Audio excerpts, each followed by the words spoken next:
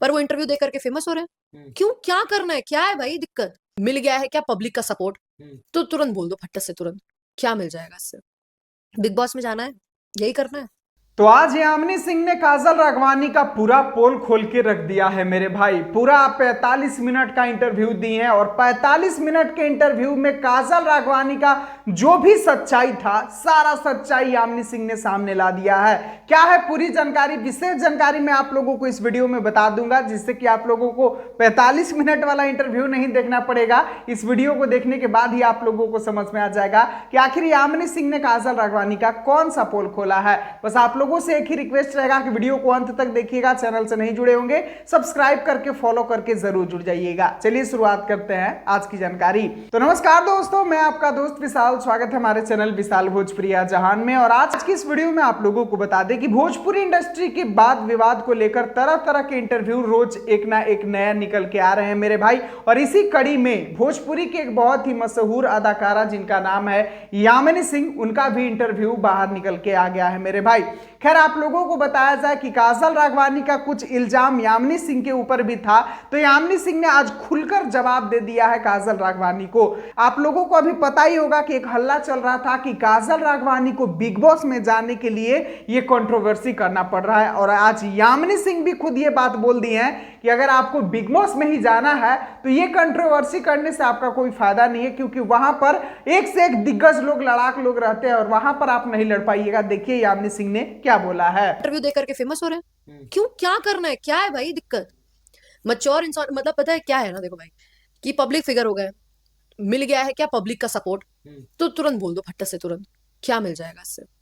Big boss में जाना है, यही करना है, आगे और नहीं बढ़ना। और जिस तरीके से ये बोल रही हैं वो अपनी बातों में ही फंसती जा रही हैं। बिग बॉस में जाकर के भी बहुत बुरा हाल हो जाएगा ऐसे तो, क्योंकि वहां दिग्गज लोग आते हैं ना। हाँ, मैंने एक इंटरव्यू देखा जहां पर उन्होंने कहा कि 14 साल लगे।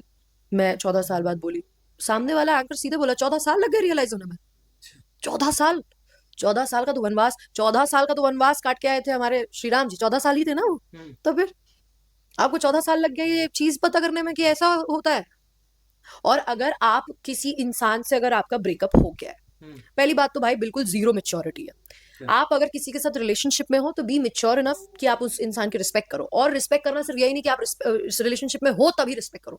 आप अलग हो तो दोनों लोगों की ये जिम्मेदारी बनती है कि भाई अलग होए तो म्यूचुअल अंडरस्टैंडिंग रखें, एक कंसेंट हो, और उसके बाद वो अलग हो और दोनों लोग एक दूसरे की तो इज्जत करें। कुल मिलाकर आप लोग यहाँ पर देख ही सकते हैं कि यामिनी सिंह ने पूरा काजल राघवानी का काला चिट्ठा खोल के रख दिया है। जो कि काजल राघवानी आकर अपने आप को तो बहुत ही सती सावित्री पेश कर रही थी कि सारा गलती बस खेसारी जी का ही है, मैंने तो कुछ गलती किया ही नहीं है। लेकिन यामिनी सिंह ने आज सारा चीज सच्चाई बता दिया। और भाई यामिनी सिंह के इस इंटरव्यू को देखने के बाद लग रहा है कि हाँ, समझदार स्त्री इसको कहते हैं, जो कि एकदम समझदारी वाला बात कर रही हैं। कोई से किसी से कोई भी कंट्रोवर्सी वाला बात नहीं बोली है, जो भी बोली है बहुत ही अच्छी बात बोली है। और इस बात को सुनकर आज यामिनी सिंह के लिए मेरे दिल में रिस्पेक्ट बढ़ गया मेरे भाई, क्योंकि वो बराबर नजर से खेसारी लाल यादव, पवन सिंह, दिनेश लाल यादव, जितने भी भोजपुरी में काम करने वाले कलाकार हैं, सभी के लिए इन्होंने बहुत ही अच्छा रिस्पेक्टफुली एकदम जवाब दिया है। तो मुझे ये चीज देख के बहुत ही अच्छा लगा।